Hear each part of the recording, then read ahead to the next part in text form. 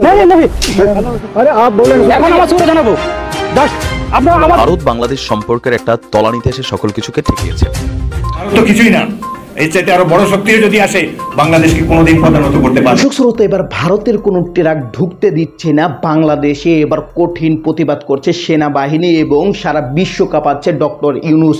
দর্শক শ্রোতা, অবশেষে কি হতে যাচ্ছে আপনারা দেখলে অবাক হবেন যে ডক্টর ইউনূস তিনি এই 7-8 মাসেই পুরো বিশ্বকে বাংলাদেশকে চিনিয়ে দিচ্ছে।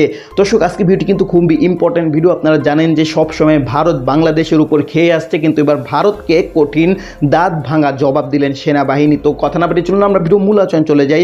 ভিডিও মূল আলোচনা চলে যাওয়ার আগে আপনার কাছে আমার ছোট করে একটু অনুরোধ, আপনার প্রত্যেক মুহূর্তের আপডেট পেতে চাইলে অবশ্যই চ্যানেলটি সাবস্ক্রাইব করে দেবেন এবং পাশে থাকা বেল আইকনটি ক্লিক করে দেবেন, তাহলে প্রত্যেক মুহূর্তের আপডেটগুলো সবার আগে পৌঁছবে আপনার কাছে। তো সব কথা না বলে চলুন আসলে ঘটনাটি কি হয়েছে সেটা আমরা বিস্তারিত দেখে আসি।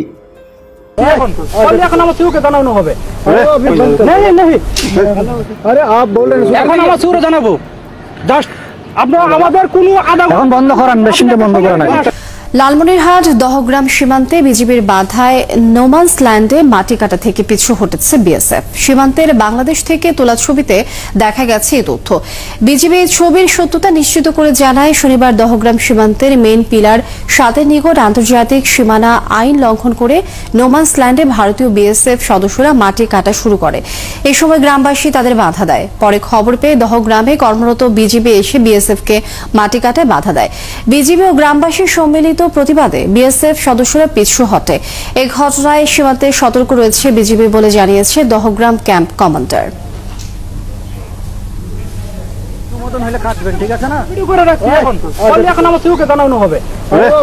नहीं नहीं अरे आप बोल रहे हैं এখন আমার সুরে জানাবো জাস্ট আপনারা আমাদের কোনো আদা এখন বন্ধ করান, মেশিনটা বন্ধ করান। বন্ধ করে দেন। হ্যাঁ, এখন বন্ধ করান, আমাদের কোম্পানি কমান্ডার ছাড়া আসতেছে, কথা বলবে। ঠিক আছে, বলি আপনারা বন্ধ করে দেন। आप बात मान रहे हैं, हम আসতে বাধ্য করেন। আচ্ছা বললে তো বলছি তো না। আচ্ছা চলো कोई बात नहीं, हमको तो आधा करो तो बंद कर दो। बंद कर दो, क्या सुर জানাবো नहीं नहीं ठीक है। আমি তারপর কেন হলো না কেন ভিডিও বানা রে ভাই? क्यों এ ওখানে কেউ নাই আমাদের मोबाइल नहीं है।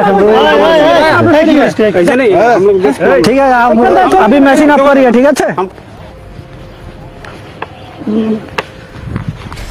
দর্শক, সীমান্ত পরিস্থিতির সর্বশেষ খবরাখবর আমরা জানবো। আমাদের সাথে এই মুহূর্তে সহকর্মী যুক্ত হচ্ছেন আমিনুল ইসলাম পাটোয়ারি মিলন। মিলন, দহগ্রাম সীমান্তের সর্বশেষ অবস্থা আমাদেরকে একটু জানাবেন। এই বিষয়ে বিজিবি ও বিএসএফ কি সিদ্ধান্ত নিয়েছে?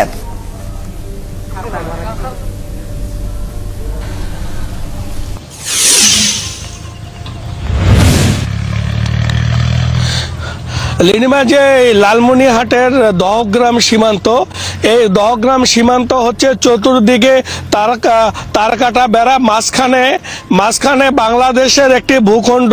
এটি হচ্ছে দহগ্রাম সীমান্ত, চতুর্দিকে ভারত এই সীমান্তের, আর মাঝখানে শুধু বাংলাদেশের ভূখণ্ড রয়েছে, সেখানে একটি ইউনিয়ন দহগ্রাম ইউনিয়ন। আর এই দহগ্রাম সীমান্তে বিএসএফ গতকালকে বিকালের দিকে নোম্যান্স ল্যান্ড, যে আন্তর্জাতিক সীমানা যেখানে নোম্যান্স ল্যান্ড রয়েছে, সেখানে মেন পিলার 7-এর নিকটে তাদের যে অংশে, তাদের যে 150 গজ যে অংশে, সেই অংশে বিএসএফ সদস্যরা তারা মাটি কাটা শুরু করে। কিন্তু আন্তর্জাতিক সীমানা আইনে কিন্তু নিষেধাজ্ঞা রয়েছে যে সীমানার দুই দিকে 150 গজ 300 গজের মধ্যে কোনো দেশের নাগরিক বা কোনো সীমান্ত রক্ষী বাহিনী সেখানে মাটি কাটা যাবে না। কিন্তু পরবর্তীতে দেখা গেছে যে বিএসএফ ওখানে মাটি কাটা শুরু করলে তারা অবৈধভাবে জোরপূর্বকভাবে তারা মাটি কাটা শুরু করে। কিন্তু স্থানীয় গ্রামবাসীরা ওখানে বাধা প্রদান করে যে বিএসএফ এর মাটি কাটা যে বিষয়টা তাদের সন্দেহজনকভাবে সৃষ্টি হয় যে তারা সীমান্তে নোম্যান্স ল্যান্ডে কেন মাটি কাটবে। পরবর্তীতে যে স্থানীয় গ্রামবাসীরা দহগ্রাম বিজিবি ক্যাম্পে খবর দেয় বিজিবি সদস্যরা এবং গ্রামবাসীরা প্রতিরোধ গড়ে তোলার পরে বিএসএফ সদস্যরা সেখান থেকে পিছু হটে আর এবং ওই সীমান্তে বিজিবির পক্ষ থেকে সতর্ক অবস্থা রয়েছে। তবে লালমনিরহাট জেলার বেশ কয়েকদিন ধরে বিজিবির বিভিন্ন কর্মকাণ্ডের কারণে সীমান্ত উত্তেজনা সৃষ্টি হচ্ছে। এই হাতিবান্ধা সিঙ্গিমারিতে হাসিনুরকে গুলি করে হত্যা এবং বাউড়া সীমান্তে আজিনুর নামে এক বাংলাদেশিকে ধরে নিয়ে যাওয়া। তবে আজিনুরের এখনো পর্যন্ত সন্ধান পাওয়া যায়নি এবং বিএসএফ এর পক্ষ থেকে ফেরত দেয়নি। তবে এছাড়াও লিলিমাজে দহগ্রাম। দর্শক, আপনার ভিডিও দেখলেন, ভিডিও দেখে যদি আপনার কোনো মন্তব্য থাকে তাহলে অবশ্যই কমেন্ট বক্সে আপনার মূল্যবান মন্তব্য জানিয়ে দিবেন। দর্শক, এখন আমরা পরবর্তী একটি ভিডিও দেখব যেটা দ্বারা আমরা আরও কিছু তথ্য আমরা জানতে পারবো। দর্শক, চলুন আমরা সেই ভিডিওটি বিস্তারিত দেখে আসি। আসসালামু আলাইকুম, আমি নাইম দক্ষিণ কোরিয়া থেকে।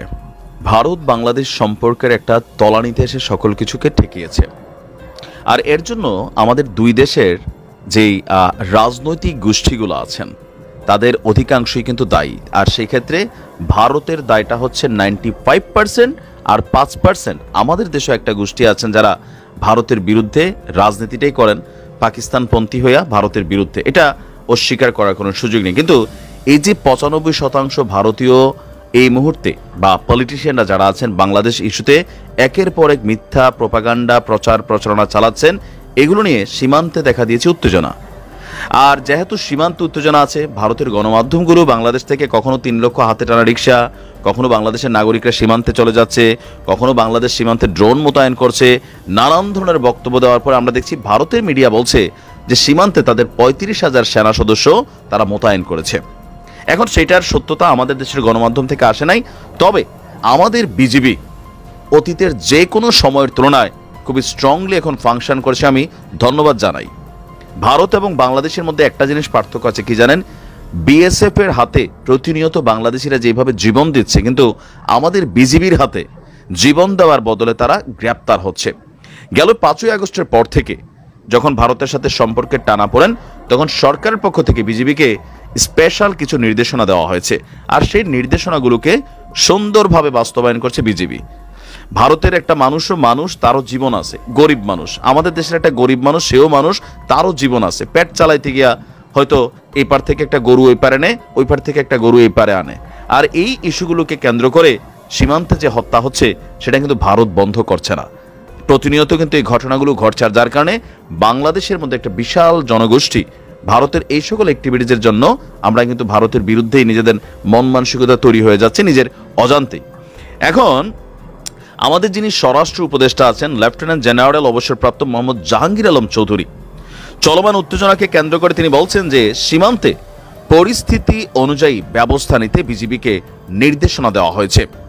ওই রকম নির্দেশ দেওয়া হয়েছে, প্রস্তুতিও সেই রকমই। মানে সীমান্তে যদি ভারত কোনো ধরনের উস্কানিমূলক কর্মকাণ্ড করে, বিএসএফরা উস্কানিমূলক কর্মকাণ্ড করে, অতীতের মতন এবার আর ছাড় দেওয়া হবে না। অলরেডি গেল নভেম্বর মাস থেকে আপনার শুধুমাত্র নভেম্বর মাসেই সীমান্তে ভারতের সাথে আমাদের যে সীমান্ত আছে সেইখানে বিজিবি খুবই কড়াকড়ি অবস্থান নিয়েছে। বাংলাদেশ থেকে অবৈধ অনুপ্রবেশের সময় বাংলাদেশিদের যেমন আটক করছে, পাশাপাশি ভারতেরও 11 জন নাগরিককে কিন্তু আমরা আটক করেছি, আমরা তাদের গুলি করি নাই। আমি এই জিনিসটাই বলি, যদি কোনো বাংলাদেশি আপনাদের রাষ্ট্রে অবৈধ অনুপ্রবেশ করে তাকে আপনি গ্রেপ্তার করুন, অবশ্যই সে অনুমতি ছাড়া এক দেশ অন্য দেশে যেতে পারবে না, গ্রেপ্তার করুন, কিন্তু তাকে পাখির মতন আপনারা মানে শোয়াই দিবেন, এটা তো ভাই কোনো রকম।